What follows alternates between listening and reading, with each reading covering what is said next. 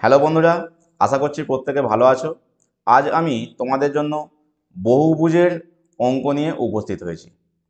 বহুভুজ বা পলিগন, সেখানে কি করে খুব সহজেই বহিঃকোণ ও অন্তঃকোণের অনুপাত দেওয়া থাকলে বাহু সংখ্যা বার করা যায়, তাই তোমাদের সাথে আলোচনা করব।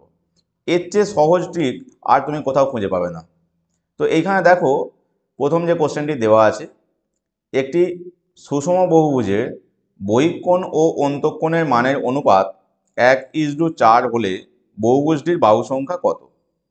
তো এইখানে একটা জিনিস লক্ষ্য করে দেখো, এই যে কোশ্চেনটা দেওয়া আছে, এই কোশ্চেনটার ক্ষেত্রে আমাদের প্রাথমিক ধারণা প্রথমে দরকার।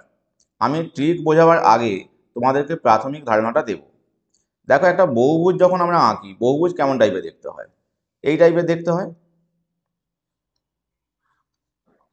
এরকম অনেকগুলো বাহু থাকে, সেটা ত্রিভুজ হলেও হতে পারে, কিংবা সেটা চতুর্ভুজও হতে পারে, বা সেটা পঞ্চভুজ, ষড়ভুজ, দশভুজ, যাই বলো, এগুলো সবই হচ্ছে বহুভুজের মধ্যে পড়ে।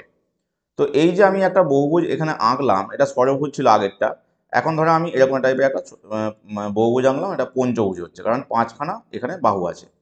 তো এই বহুভুজের যে কোনো একটি বাহুকে যদি বাইরের দিকে বাড়িয়ে দেওয়া হয়, এইখানের যে কোণটা উৎপন্ন হচ্ছে, এই কোণটা হচ্ছে বহিঃকোণ। এইটা হচ্ছে বহিঃকোণ। আর এই ভেতর দিকের যে এইখানে কোণটা আছে দেখতে পাচ্ছ, এই জায়গাটায়, এই কোণটাকে বলা হচ্ছে অন্তঃকোণ। তার মানে ভেতরে এই যে এখানে একটা, এখানে একটা, বা এখানে একটা, এই জায়গায় এখানে যে কোণগুলো আছে, এই সব কোণগুলো হচ্ছে অন্তঃকোণ। আর এই বাইরের কোণ হচ্ছে বহিঃকোণ। যদি আমি এটাকে এদিকে বাড়াতাম, এখানে একটা কোণ উৎপন্ন হতো। ধরো এইরকম টাইপের বাড়িয়ে দিয়েছি, এখানে একটা কোণ উৎপন্ন হয়েছে, এটা বহিঃকোণ। এখানে সবসময় মাথায় রাখবে যে এই সরলরেখাটা যেহেতু আছে, আর এই সরলরেখার উপর এই সরলরেখাটা দাঁড়িয়ে আছে, সুতরাং এই বহিঃকোণ আর এই অন্তঃকোণের যোগফল, কি বললাম, এইখানের যে বহিঃকোণটা আছে আর এখানের যে অন্তঃকোণটা আছে, এদের যোগফল সবসময় 180 ডিগ্রি। ধরো আমি বহিঃকোণকে এক্সটেরিয়র কোণ আর অন্তঃকোণকে ইন্টেরিয়র কোণ দিয়ে প্রকাশ করছি, তাহলে দুটোর যোগফল কত বললাম? 180 ডিগ্রি। এবার এখানে কি অনুপাত দেওয়া আছে? দেখো, এখানে দেওয়া আছে যে বহিঃকোণ 1:, অন্তঃকোণটা হচ্ছে 4, এই অনুপাতে দেওয়া আছে। তা এখানে যদি আমি ধরে নিই যে বহিঃকোণ 1 এবং অন্তঃকোণ 4, তাহলে আমাদের মোট যোগফল কত হচ্ছে? 5। কোশ্চেনে দেওয়া আছে যে 5-এর মান হচ্ছে 180 ডিগ্রি। তার মানে 1-এর মান কত? 5 দিয়ে ভাগ করো, 5 36-এ 180 হয়, তার মানে 36 ডিগ্রি।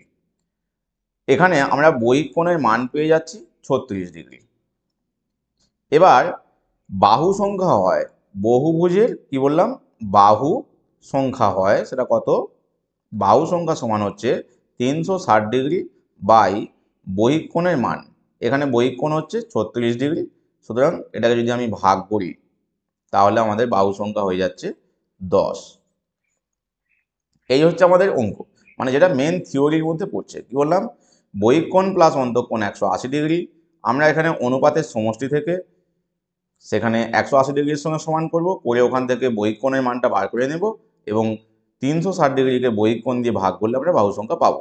কিন্তু আমি যে ট্রিক তোমাদেরকে এখন বোঝাবো, সেই ট্রিকের মাধ্যমে তোমরা যদি অঙ্কটা করো, তাহলে কিন্তু এত কিছু করে দেখানোর কোনো রকম প্রয়োজন লাগবে না। তাহলে তোমরা করবে কি? তোমরা যেটা করবে সেটা হচ্ছে, আগে দেখে নেবে যে এইখানে যে অনুপাতটা আছে, এই অনুপাতটার মধ্যে বহিঃকোণ, এই বহিঃকোণটা কি 1 আছে? দেখো, এই কোশ্চেনের ক্ষেত্রে বহিঃকোণের মানটা 1ই আছে। এক্ষেত্রে আমাদের ট্রিক হলো, এই দুটোর যোগফল নাও 1 + 4, এবং তাকে 2 দিয়ে গুণ করে দাও। কি বললাম? এই যে অনুপাতের দুখানা পদ আছে, এই পদ দুখানাকে যোগ করো, 4-এর আগে 5, এবং তাকে 2 দিয়ে গুণ করে দাও। এটাই আমাদের আনসার। তো দেখতে পাচ্ছ বন্ধুরা, খুবই সহজ একটা ট্রিক। এর সাহায্যে তোমাদের মুখে মুখে নিমেষের মধ্যে অঙ্কটা হয়ে যাবে। 1 থেকে 2 সেকেন্ড কোশ্চেনটা পড়ার পর 1 থেকে 2 সেকেন্ডের সঙ্গে সঙ্গে তুমি বলে দিতে পারবে যে অঙ্কটার উত্তর এত হচ্ছে। এখানেই শেষ নয়, খেয়াল রাখবে, আমি তোমাদের বারবার বলেছি কিন্তু, যে যদি বহিঃকোণের যে আনুপাতিক মান সেটা যদি 1 হয়, তবেই কিন্তু এখানটা আমি ফেলতে পারবো।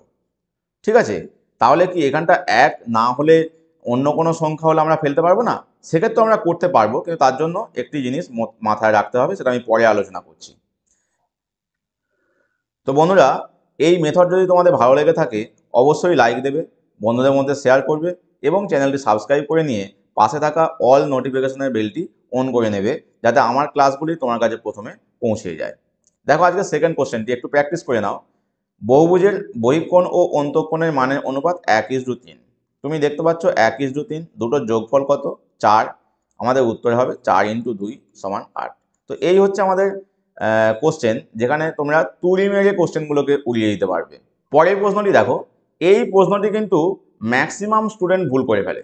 এর কারণ এখানে যে বহিঃকোণ ও অন্তঃকোণের অনুপাত দেওয়া আছে, দেখো এখানে আছে 2:3। এই জায়গাতে সবাই সঙ্গে সঙ্গে ভেবে নেয়, যেহেতু ভিডিওটা পুরোপুরি না দেখে স্কিপ করে বেরিয়ে যায়, ভাবে তাহলে এখানে নিশ্চয়ই 2 + 3, 2 + 3 হচ্ছে 5, আর তার সঙ্গে 2 গুণ করলে 10 হচ্ছে আনসার, যেটা অপশানে দেওয়াও আছে। 99% স্টুডেন্ট কিন্তু এই ভুলটা করে থাকে। তোমাদের কিন্তু এটা করলে হবে না।